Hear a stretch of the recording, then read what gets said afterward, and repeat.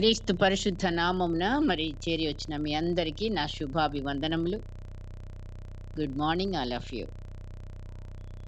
మరి ఈ ఉదయ కాలంన వాక్య పాఠము కీర్తనల గ్రంథము 112వ కీర్తన 4వ వచనం చదువుతున్నానండి. 112:4. యథార్థవంతులకు చీకటిలో వెలుగు పుట్టును, వారు కటాక్షమును వాత్సల్యతయు నీతియు గలవారు. దేవుడు తన పరిశుద్ధ వాక్కులను మనందరి హృదయములలో ఫలింపజేయునుగాక. అర్థమైపోయింది కదా మనకి ఇవాళ అంశం ఏంటనేది. యథార్థత. ఎటు చూసినా మోసం, అన్యాయం, అవినీతి, చెడుతనం రోజు రోజుకి ఏమవుతున్నాయండి, పెరిగిపోతున్నాయని మనకు బాగానే అర్థమవుతూనే ఉంది. అయినా మనం ఏమన్నా చేయగలుగుతున్నామా, ఏమన్నా చేస్తున్నామా ప్రశ్న. అయితే దావీదు మాత్రం ఈ విషయాలకై దేవునికి మొరపెట్టుకున్నట్టు మనం చూడగలం. కీర్తనలు 12వ అధ్యాయం చూస్తే 12వ అధ్యాయం చూస్తే మొదటి వచనం నుండి చూస్తే ఒక మాట చూస్తాం, చదువుతాం. 12, 1, 2 వచనాలు. యెహోవా నన్ను రక్షింపుము, భక్తి గలవారు లేకపోయిరి, విశ్వాసులు నరులలో ఉండకుండా గతించిపోయిరి. అందరూ ఒకరితో ఒకరు అబద్ధములాడుదురు, మోసకరమైన మనస్సు గలవారై ఇచ్చకములాడు పెదవులతో పలుకుదురు అని ఆయన దేవుడికి మొరపెడుతున్నాడు. నన్ను రక్షించయ్యా. నా చుట్టూ ఉన్న వాళ్ళందరూ ఎలా ఉన్నారు, పరిస్థితులు వివరిస్తున్నాడు. నిజమే, ఎదుటి వ్యక్తితో ఈ యొక్క దినాలలో చూస్తుంటే నిజంగానే మరి నిజం పలకడం లేదు. బయటికి ఒకటి, లోపలికి ఒకటిగా పై మాటలు, మనసు విప్పి ఉన్న సత్యాన్ని చెప్పలేకపోతున్నారు. అంతే. అంత బయట వాళ్ళైనా, స్నేహితులైనా, బంధువులైనా ముఖస్థుతి మాటలు. ప్రక్కకెళ్తే మళ్ళా అదొక మాట.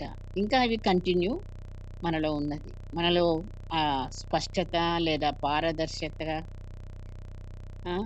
కనిపించటం లేదు. మన సంభాషణలో యథార్థత. కానీ బైబిల్ మనకి చక్కగా యథార్థత గురించి మరి బోధిస్తూ ఉంది.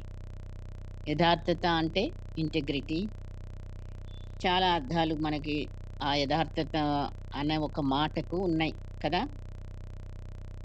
ఏమంటే నిజాయితీ గల మనస్సు అన్నట్టు. సత్యం. మరొక మాట నమ్మకత్వం. ఏ లోపము లేని అనే కూడా రావచ్చు. ఎవరు మనతో ఉన్నా లేకపోయినా, ఒంటరిగా ఉన్నా కూడా మనలో ఆయా సమయాల్లో ఎవరు లేరులే అన్న ఉద్దేశంతో మనం యథార్థంగా, నమ్మకంగా నమ్మకత్వాన్ని అన్నమాట. ఇప్పుడు ఎవరు లేకున్నా కూడా మనము యథార్థత కలిగిన వారంగా, నమ్మకత్వాన్ని సూచించే వారంగా మరి ఇది ఈ మాట పనికొస్తుంది అక్కడ. సో యథార్థత అనేది అసలు ఎందుకు ఇంత ప్రాముఖ్యాన్ని కారణమైంది? ఎందుకు యథార్థత అవసరం?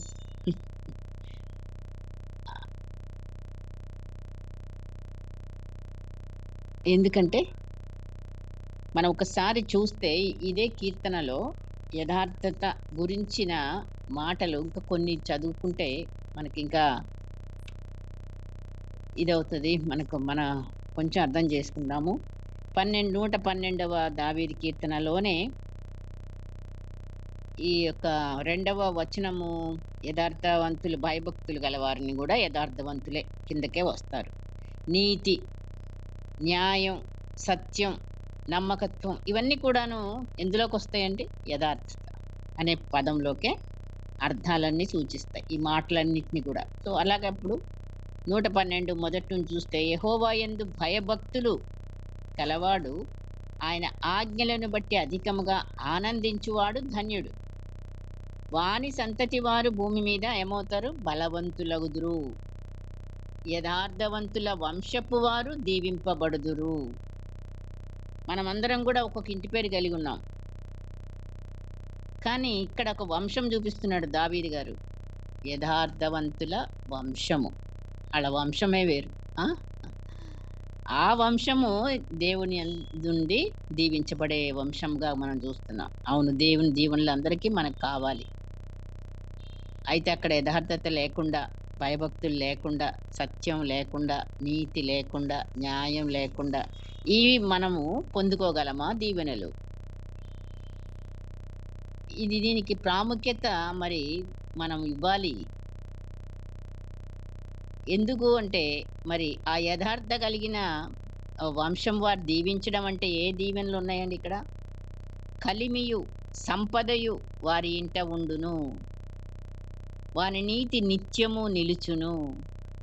ఇప్పుడు చదివిన వాక్యం ఏంటి? యథార్థవంతులకు చీకటిలో వెలుగు పుట్టును. వారు కటాక్షము, వాత్సల్యము, నీతియు గలవారు. వారెవరంటే ఇదిగో ఇప్పుడు మనం చెప్పుకున్న అర్థాలన్నీ కూడా యథార్థవంతుల యొక్క మరి గుణగణాలు. వాళ్ళలో కటాక్షం ఉంటుంది, వాత్సల్యత ఉంటుంది, నీతిగా వీళ్ళందరూ కూడా ఎవరికండి?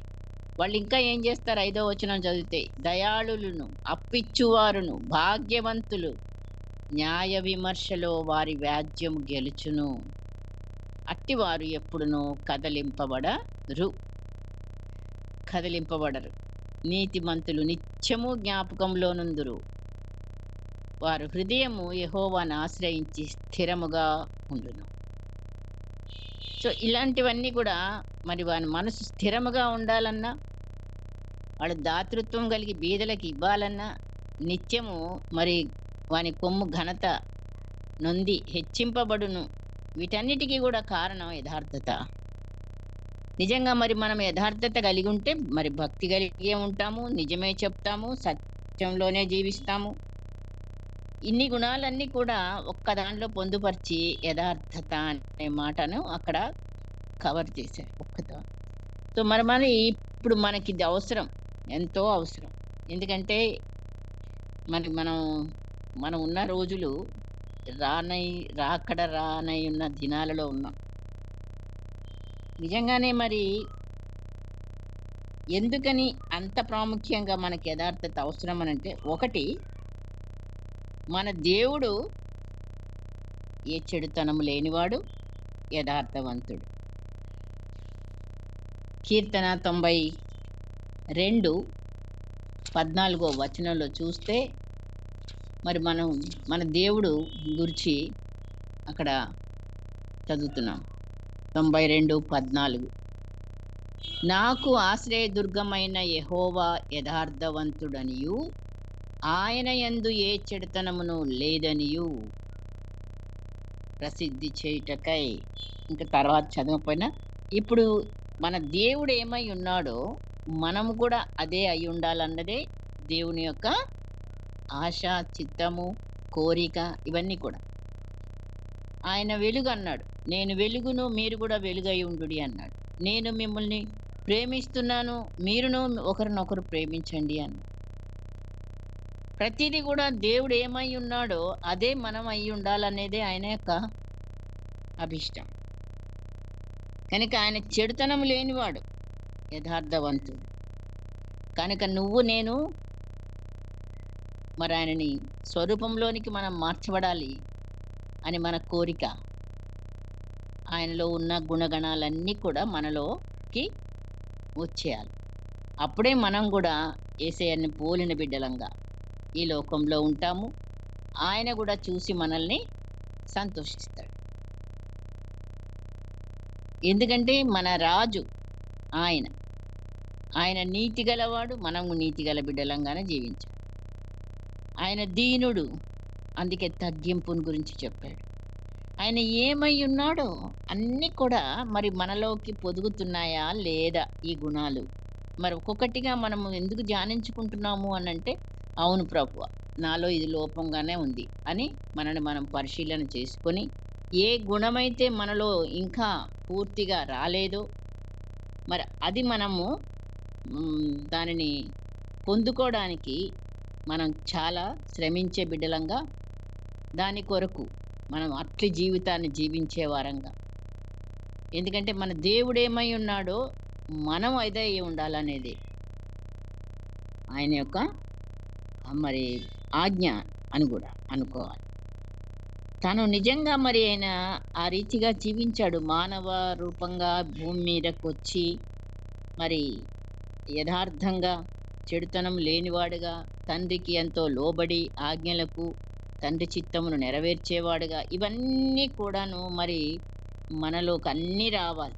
అందుకనే ఒక్కొక్క విషయాన్ని మనం తీసుకొని మరి నిజంగా మనలో ఎంత యథార్థత, సత్యం, ఎంత నమ్మకత్వంగా మనం ఉన్నాం, ఎంత విశ్వాసంతో ఉన్నాం, ఎంత భయభక్తులు, దేవుడంటే భయము, భక్తి మరి అనగానే అయిపోలేదు. కానీ మనము ప్రాక్టికల్‌గా మరి దాన్ని అవలంబిస్తున్నామా లేదా అనేది ప్రశ్న గదా!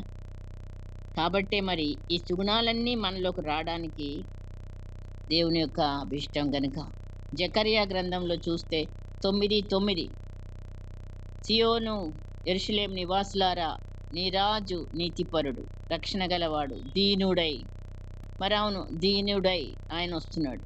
అంతటి రాజుల రాజే నీతిపరుడు, యథార్థవంతుడు, ఎలాంటి చెడుతనం లేని మాదిరి జీవితాన్ని మానవుడుగా ఉండి మనకు చూపించాడు. మరి కారణం మనం కూడా అలా నిందారహితంగా, మచ్చలేని, చెడులేని జీవితాన్ని కలిగి ఉండాలని, ఆయనని మన యథార్థత ద్వారా ఆయనని సంతోషపెట్టాలి, ఆయనకు మహిమ తేవాలి అనేది మన ధ్యేయమై ఉన్నప్పుడు. అందుకని మనకి యథార్థత అనేది అవసరం. రెండవదిగా చూస్తే సత్యముతో జీవించుటను గూర్చి ఆయన బోధించాడు. ఆయనే సత్యం అని చెప్పాడు. నేనే మార్గమును సత్యమని. నీ మాట అవునంటే అవును, కాదంటే కాదు. ప్రామిస్‌లు అక్కర్లేదు. చాలాసార్లు ఇంకా మనం ప్రామిస్‌లు చేస్తానే ఉన్నాం కదా! చేయొద్దు. కానీ మన మాట అవునంటే అవును, కాదంటే కాదు. ఇంతకు మించింది ఏదున్నా కూడా అది మరి దుష్టుని నుండి పుట్టిందే అని. కాబట్టి మరి అబద్ధం అనేది మనలోకి రాకూడదు. అబద్ధముకి జనకుడు మరి సాతాను. కనుకనే మరి మనం సాతాను బిడ్డలం కాదు, దేవుని బిడ్డలము. సత్యానికి బిడ్డలమైనప్పుడు సత్యమే మనలో ఉండాలి. మత్తయి సువార్త 5:37లో మరి మాట, నీ మాట అవునంటే అవును, కాదంటే కాదును మించి ఏది ఉండకూడదు. దేవుడు అబద్ధాన్ని ఏం చేస్తాడండి? అసహించుకుంటాడంట. ఆయన అసహించుకునేటి సామెతల్లో 6వ అధ్యాయంలో చూస్తే 16-19 వరకు ఒక 6, 7 గుణాలున్నాయి అక్కడ. దేవుడికి ఇదంటే అసహ్యం, అసహ్యం, అసహ్యం. అందులో అబద్ధం కూడా ఒకటుంది. సో, అబద్ధంలాడు వారందరూ నరకానికి అని చెప్పి ప్రకటన గ్రంథంలో క్లియర్‌గా మనకి కనబడతా ఉంది. అబద్ధములాడువారు, పిరికివారు, మరి ఇంకా రకరకాల లిస్ట్ ఉంటదిగా. అందులో ఒకటి అబద్ధములు.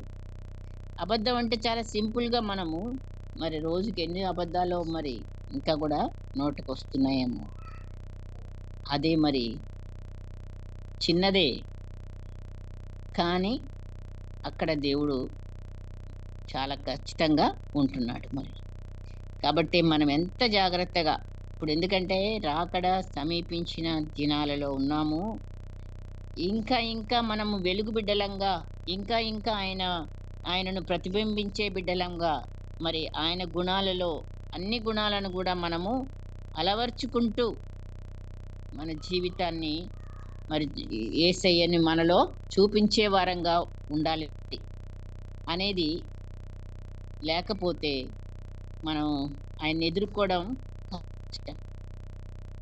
మూడవదిగా మన ప్రభువు మనలను సంపూర్ణత లేదా సమగ్రత కలిగిన పెండ్లి కుమార్తెగా సిద్ధపడాలన్నది ఆయన ఆశ కదా! మన సంఘం అంతా కూడా ఇప్పుడు పెళ్లి కుమార్తెగా సిద్ధపడాలి. సిద్ధపడాలంటే ఆయనను మెచ్చే పెళ్లి కుమార్తెగా. మరి పెళ్లి కుమార్తె ఎలా ఉండాలి? నిష్కళంకురాలు. అక్కడ ఒక పెళ్లి కుమార్తెని మరి పరమగీతంలో మనం చూస్తాము.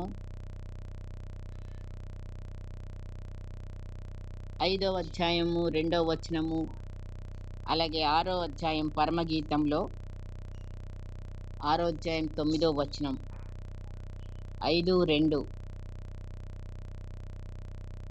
నా పావురమా నిష్కళంకురాల ఆలకింపుము అని ప్రియుడు తన ప్రియురాలని పిలుస్తున్నట్టు చూస్తున్నాం. అలాగే 6వ అధ్యాయము 9వ వచనం కూడా చూస్తే నా పావురము నా నిష్కళంకురాలు ఒకతే. నిష్కళంకత అంటే ఏ మచ్చ మరి ఏది కూడా లేకుండా మనము ఉండాలి అనేది. మరి మనం సిద్ధపాటులో ఉన్నాం. ఇప్పుడు ఎన్నో మరి డిజాస్టర్స్ చూస్తున్నాము. ఒక పక్కన వరదలు, ఒక పక్కన భూకంపాలు, ఒక పక్కన యుద్ధాలు, ఒక పక్కన కరువులు. ఇవన్నిటి మధ్యలో ఎందుకున్నామో ఇప్పుడు ఇది రాకడ సమీపించిన సిమ్టమ్స్ అన్నీ కూడా మనం చూస్తున్నాం. ఇప్పుడు మనం ఇంకా కూడా బాగా మరి ఆయన కొరకు మరి పెళ్లి కుమార్తెలా సిద్ధపడాలి అని అంటే, నిష్కళంకత్వం మనలోకి రావాలంటే అనుదినము కూడా మనం ఆయన రక్తం చేత కడగబడుతూ, పశ్చాత్తాపం చేత ఒప్పుకుంటూ, చేసిన తప్పులు మళ్ళీ చేయకుండా, ఆయనకు అంగీకారయుక్తమైన పెళ్లి కుమార్తెగా మరి ఆయన నోట పలకాలి ఈ మాట అంటే మనం ఎంత లెవెల్లో ఉండాలో మరి ఆలోచించుకోవాలి. భయపడాలి, సిద్ధపడాలి, జాగరూకత కలిగిన బిడ్డలంగా ఉండాలి. అందుకనే ఆయన జాగ్రత్త జాగ్రత్త, మెలకువగలిగి ఉండండి, మెలకువగలిగి ఉండండి ఎన్నిసార్లు మరి ప్రభు హెచ్చరించాడు. కనుకనే మరి మనం కూడా ఇది మనకు ఒక హెచ్చరికనే. మనము సంపూర్ణులై ఉండాలి. ఒక్క రోజులో అది వచ్చేదా మరి సంపూర్ణత అంటే? కాదు. క్రీస్తుని పోలి ఎదగాలి, సాగిపోవాలి అనంటే అది ఒక్క రోజులో అయ్యే పని కాదు. అందుకనే ఇంత ఆయుష్కాలాన్ని దేవుడు మనకి ఇచ్చాడు. ఇంత కాలాన్ని మనకి అనుగ్రహించినందుకు ప్రతిరోజు కూడా ఒక మంచి కార్యం మనలో అలవర్చుకోవడానికి మనకిచ్చిన అవకాశము మన ఆయుష్. కనుకనే మరి ఈ లోకానుసారమైన అల్లర్లు, లోకానుసారమైన ఇంకా మరి కక్షలు, పగలు, ద్వేషాలు, మరి రకరకాలుగా మనం ఒకవైపు మరి డబ్బు లేదా పదవి, ఇంకా ఎన్నెన్నో ఉన్నాయి మన తలంపులు. అవన్నిటినీ కూడా కొంచెం అణుచుకొని మరి దేవుడి కొరకు నువ్వు ఎంత, నేనెంత ప్రయాసపడాలో అది ఆయనను పోలి జీవించాలనే ఆశలో మనం ఉన్నాం గనుక అలా కావాలి కూడా. మరి పరిశుద్ధాత్ముడే మనల్ని మార్చేది. కానీ మనం ఆయనకి చాలా కొంచెం టైం ఎక్కువగా ఆయనకి అప్పగించుకొని ఆయనలో జీవిస్తూ వాక్యంలో సంపూర్ణతలోనికి ఎదగాలి. 4వదిగా చూస్తే దేవుడు యథార్థవంతుల యందు ఇష్టపడువాడు. మనం 1, 2, 3, 4 ఒకటేంటంటే ఫస్ట్‌ది మనం చెప్పుకున్నాం, ఆయన చెడుతనం లేని యథార్థవంతుడు అసలుగా. కాబట్టి నేను యథార్థవంతులో ఉండాలి. రెండోది సత్యం. ఆయన సత్యమే బోధించాడు. ఆయనే సత్యము. మనలో అబద్ధం అనేది ఉండడానికి లేదు. మూడవది మరి ఆయన సంపూర్ణ సమగ్రత కలిగిన పెండ్లి కుమార్తెగా మనల్ని పడాలన్నది ఆయన ఆశ. గనక మరి మనము నిష్కళంకమైన బిడ్డలంగా ఉండడానికి, ఏ కళంకము లేని వారిగా మరి ఎదగడానికి అనుదినము రక్త ప్రోక్షణతో మనల్ని మనము వాక్యముతో సరిచేసుకుంటూ మనము సంపూర్ణతలోనికి సాగిపోవాలి. 4వది ఇప్పుడు యథార్థవంతుల యందు ఇష్టపడువాడు. దినవృత్తాంతములు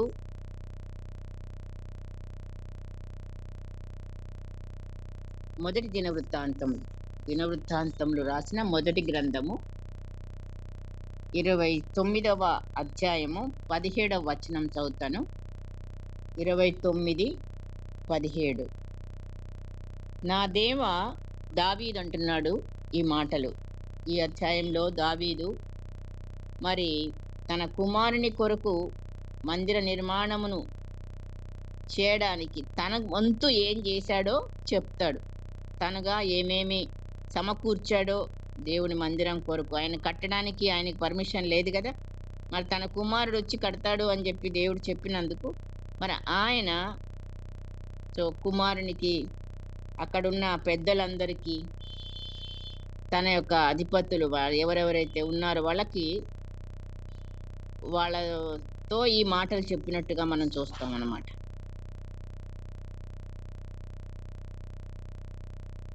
నా దేవా, నీవు హృదయ పరిశోధన చేయుచు యథార్థవంతుల యందు ఇష్టపడుచున్నావని నేను ఎరుగుదును.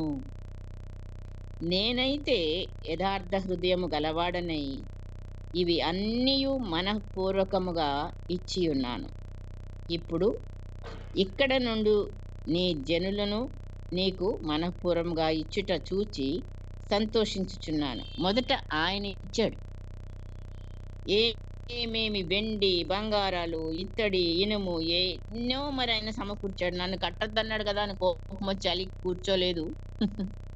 మందిరం కట్టాలని ఆశ ఉండింది. లేదు, నువ్వు కట్టడానికి కాదు, నీ కొడుకు కడతాడు అన్నప్పుడు కూడా ఆయన మరి ప్రయాసపడి ఎంతో మరి కొడుకు కొరకు సమకూర్చాడు మందిరం నిర్మించడానికి. ఏమేమి నిర్మించి ఇవి అధ్యాయం ఒకసారి చదివితే నిజంగా చాలా విషయాలు మనకు తెలుస్తూ ఉంటాయి. ఆయన బంగారం పనికి బంగారం, వెండి పనికి వెండి, ఇత్తడి పనికి ఇత్తడిని, ఇనుముకు ఇనుము, కర్ర పని, చాలా మరి రత్నాలు, వజ్రాలు, వెలగల అన్నీ కూడాను సంపాదించి అని చెప్తున్నాడు. ఇలాగా దేవుని కొరకు, మందిరం కొరకు అన్నీ కూడా సమకూర్చి ఆయన అన్నీ ఇచ్చి, అప్పుడు మీలో కూడా ఇవ్వగలరా అని అడిగితే వాళ్ళు కూడా తీసుకొచ్చి అప్పుడు చాలా సంతోషంగా మనపూర్వకంగా ఇచ్చినప్పుడు ఆయన దేవుడికి మనవి చేస్తున్నాడు. నిజంగా మరి ఆయన యథార్థంగా ఉన్నాడు. తన యొక్క రాజ్యంలో ఉన్న పెద్దలందరినీ కూడా యథార్థ హృదయాలతో మరి వాళ్ళు తీసుకొచ్చినట్టుగా చేశాడు. నా దేవా, నీవు హృదయ పరిశోధన చేయుచు యథార్థవంతుల యందు ఇష్టపడుచున్నావని నేను ఎరుగుదును. నేనైతే యథార్థ హృదయము కలవాడనే ఇవి అన్నీ మనఃపూర్వకముగా ఇచ్చి ఉన్నాను. ఇక్కడున్న వారు కూడా మనఃపూర్వకముగా ఇచ్చుట చూచి సంతోషిస్తున్నాను అన్నాడు. అట్లాగే నేను కూడా మరి దావీదు వలె నిజంగా దేవుని కొరకు మనము దేవుని సన్నిధిలో ఎంత యథార్థంగా సంతోషంగా ఇస్తున్నామా, ఇట్టి యథార్థత ఈ దినాలలో ఎంతవరకు ఉన్నదో మరి మన చుట్టూ ఉన్న వాళ్ళని కూడా మనం చూస్తూ ఉన్నాము, పరిశీలిస్తూ ఉన్నాము. మనలోకి ఆ బాధ రావాలి. దావీదుకు వచ్చినట్లుగా ఎట్లా ప్రార్థన చేస్తున్నాడు ఆయన మరి మనుషుల కొరకు. మన ఈ మధ్యలో ఇంతమందిలో నేను ఉన్నాను మరి అని చెప్పి ప్రార్థన. మనం ఏం చేయలేము, వాళ్ళు ఎలా పోతే నాకేంటి అన్నట్టుగా కాదు, కానీ మొర పెట్టే బిడ్డలంగా కూడా ఉండాలి. మనం యథార్థంగా ఉండాలి.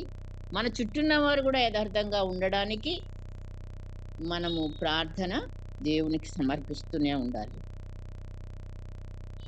సామెతల గ్రంథము 11వ అధ్యాయము 20వ వచనంలో కూడా ఈ మాట, యథార్థముగా ప్రవర్తించువారు ఆయనకిష్టులు అనే మాట అక్కడ ఉంది. ఆయనకి ఎవరిష్టులు? విశ్వాసము గలవారు ఆయనకిష్టులు అని బాగా మనకు తెలుసు. యథార్థవంతులు, యథార్థ ప్రవర్తన గలవారు ఆయనకిష్టులు. అవును, మనం ఆయనకి ఇష్టమైన బిడ్డలంగా ఉండాలని మనకిష్టమే.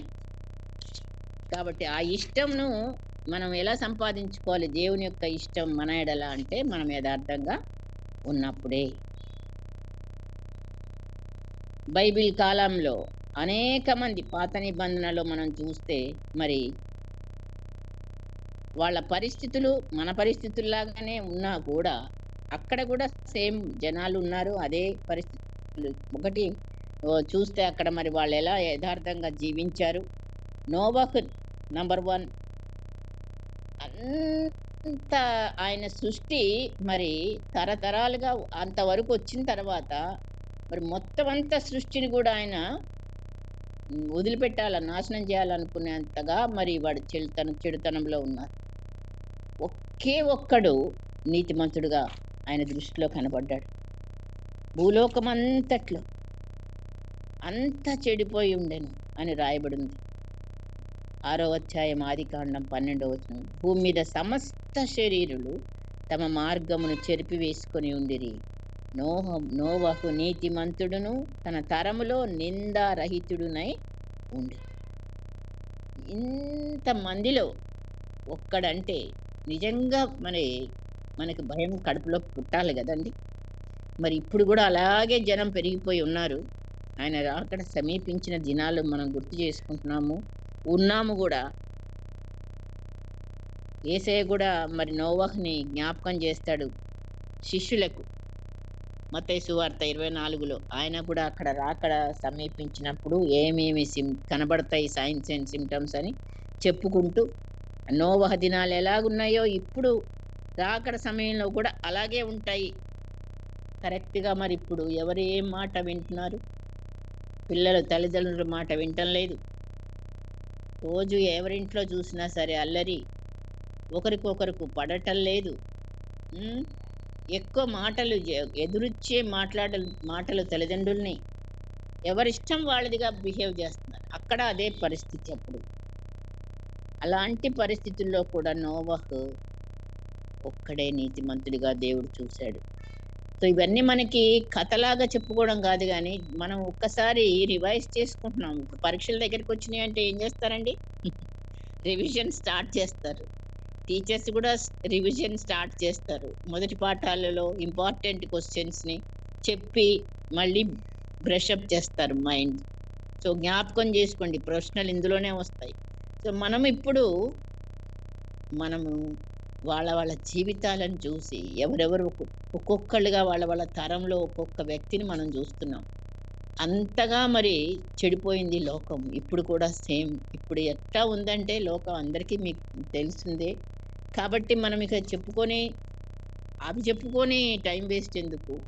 కానీ లోకమంతా కూడా చెడిపోయినట్టుగానే ఇప్పుడు హత్యలు, మరణాలు, వ్యభిచారాలు ఒకటి కాదు ఎన్నెన్ని మరి జరుగుతున్నాయి మన కళ్ళ ముందు. మరి మనం ఎంతగా దేవుడిలో మరి ప్రార్థనలో మోకాళ్ళతో ఈ యొక్క చెడుతనాన్నంతటినీ కూడా మనము కడిగి వేయటానికి ప్రార్థన చేయటమే.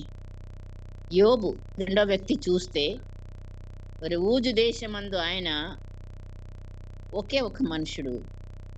అతడు యథార్థవంతుడు, న్యాయవంతుడు, దేవుని యందు భయభక్తులు కలిగి చెడుతనమును విసర్జించిన వాడని దేవుడే సాక్ష్యం పలుకుతున్నాడు.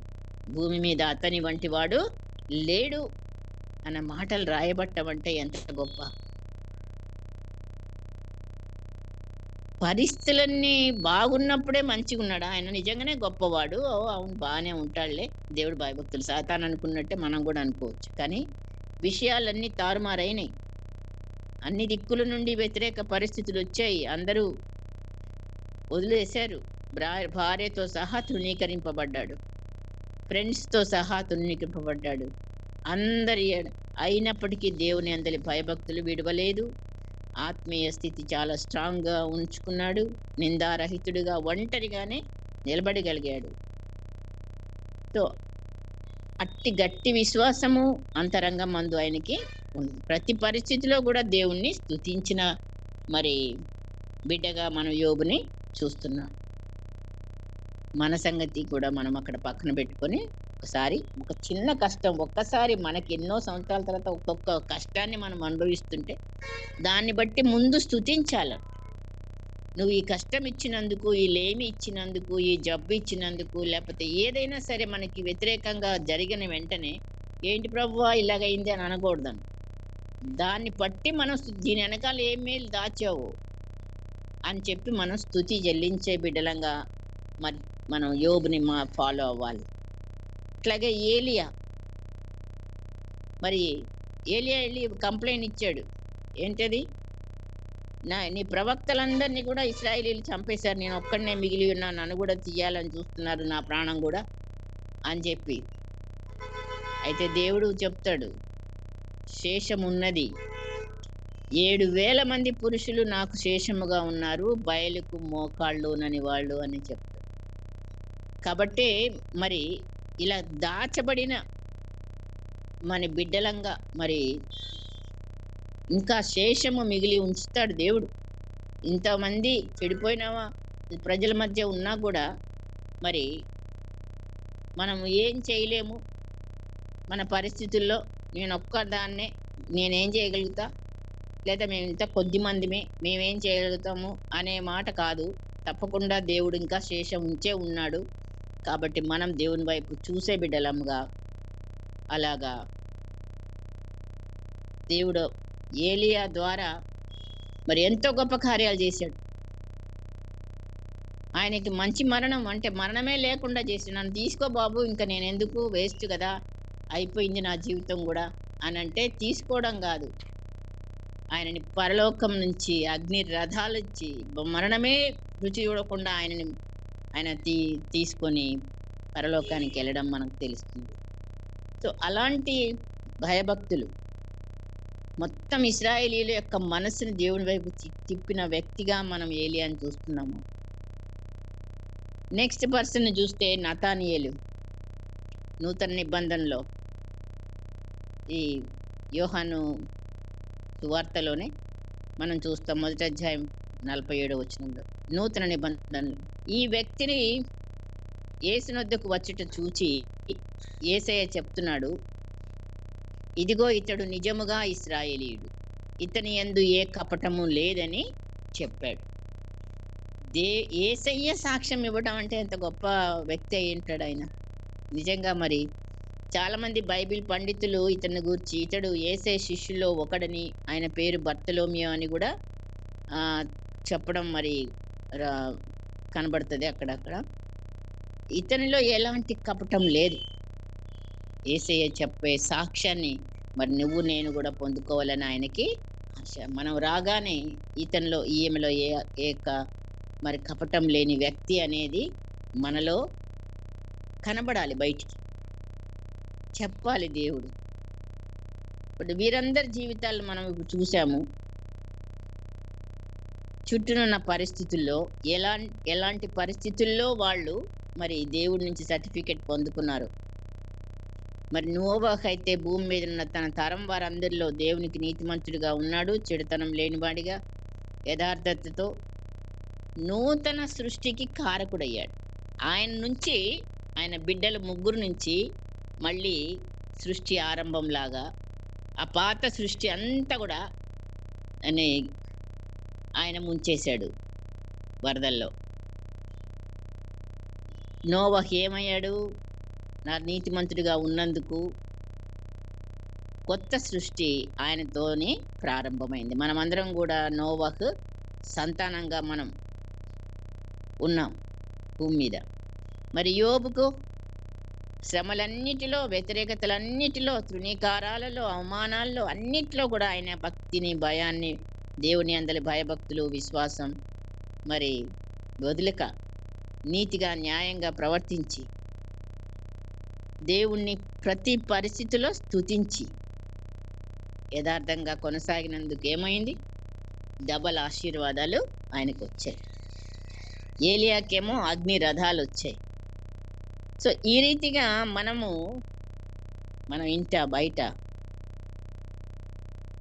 దేవునికి మహిమకరమైన బిడ్డలంగా జీవించడానికి, మనలో ఇట్టి యథార్థతను కలిగి ఉండడానికి పరిశుద్ధాత్మ దేవునికి మనల్ని మనము అర్పించుకుంటూ చూస్తాం. ఇంకా చాలామంది ఉన్నారు. మరి హిజ్కియాని చూస్తే కూడా ఆయన ప్రార్థనలోనే దేవుడితో, నీకు అయిపోయిందయ్యా, దీన్ని మరి నువ్వు చక్కపరుచుకో, నీ ఇంటిని దేవుడు తీసుకుంటానంటున్నాడని ప్రవక్త ద్వారా పంపించాడు కబురు దేవుడు. ఆయన గోడ తట్టు తిరిగి దేవుడితో ఒక మాట అంటాడు, నేను ఏ రీతిగా నీ ఎదుట యథార్థంగా ప్రవర్తించుతున్నాను అని కన్నీరు విడుస్తాడు. ఆ యథార్థత హిజ్కియాలో ఉంది. ఆ రీతిగానే మరి ఒక్కొక్కళ్ళ యొక్క జీవితాలు మనం పరిశీలించుకుంటూ పోతే కొందరు మనకు బాగా కనబడుతుంటారు. అందులో మనం గూడా ఆ లిస్ట్‌లోకి రావాలంటే మనలో కావాల్సింది యథార్థత.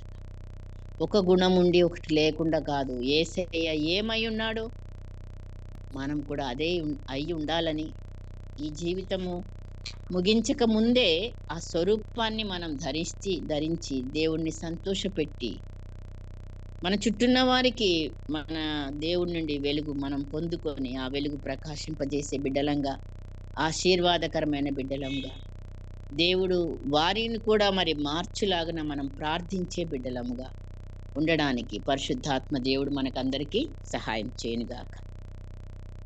ప్రార్థన చేసుకుందాం. పరిశుద్ధుడైన తండ్రి, నీవు యథార్థవంతుడవు, ఏ చెడుతనము లేని దేవుడవు నాయన.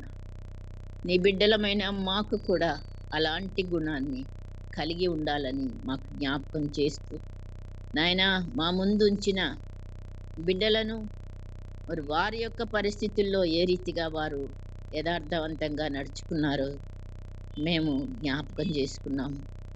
అట్టి బిడ్డలంగానే మేము కూడా కొనసాగాలి. మా చుట్టూ కూడా పరిస్థితులు అలాగే ఉన్నాయి.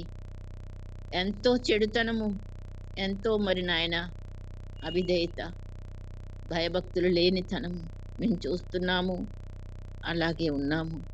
తండ్రి, మాలో ప్రభువా నీవు కోరుకునేది యథార్థతను మేము కలిగి ఉండడానికి పరిశుద్ధాత్మదేవ నీవే తండ్రి మాకు సహాయం చేసి నీ రక్తముతో ప్రభువా మమ్మల్ని కడిగి పరిశుద్ధపరుస్తూ నీ వాక్యం ద్వారా శుద్ధి చేయించబడుతూ నాయనా దినదినము నిన్ను వెంబడిస్తూ యథార్థ హృదయాలు కలిగిన బిడ్డలముగా, నిన్ను సంతోషపెట్టే బిడ్డలముగా నాయనా ఈ యొక్క గుణాన్ని మేము కలిగి ఉండుటకు మమ్మల్ని మేము ఈ ఉదయకాలమున నీ కృపాహస్తములకు అప్పగించుకుంటూ, నీ ఆశీర్వాదమునకు అప్పగించుకుంటూ ఒక మంచి తీర్మానమును మేము కలిగి ఉన్న బిడ్డలంగా ఉండడానికి మాకు సహాయం చేస్తున్నందుకై స్తోత్రాలు చెల్లిస్తూ యేసు పరిశుద్ధ నామమున బ్రతిమాలి వేడుకొంచున్నాము తండ్రి. ఆమేన్.